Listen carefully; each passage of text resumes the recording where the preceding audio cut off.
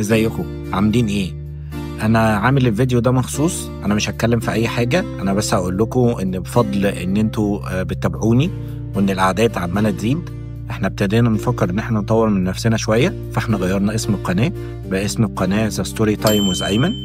وبقى عندنا دلوقتي باسم القناه دي على كل المنصات بتاعتنا الاكونت بتاعنا اللي فيه كل حاجه، هيبقى على اكس وهيبقى على الانستجرام وهيبقى على الفيس وهيبقى على التيك توك. وبالنسبه للاكس عشان اي حد لو عايز يبعت لي اي رسائل، عايز يقول لي اي اقتراحات لاي افلام او اي مراجعات اعملها.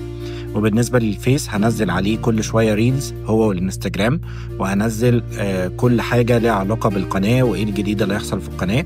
القناه عماله تكبر وبتكبر بيكم انتوا، وانا متشكر جدا لكل اللي بيتابعني، وبقول لكم تابعوني اكتر واكتر عشان لسه في جديد. ودلوقتي هيظهر QR كود، الQR كود ده اي حد يعمل عليه سكان هيدخله على كل المنصات بتاعتي، وهسيب اللينك بتاع الQR كود في اخر الفيديو من تحت في الديسكريبشن بتاعه، علشان اللي ملحقش يعمل سكان ممكن يخش على اللينك ده. سلام.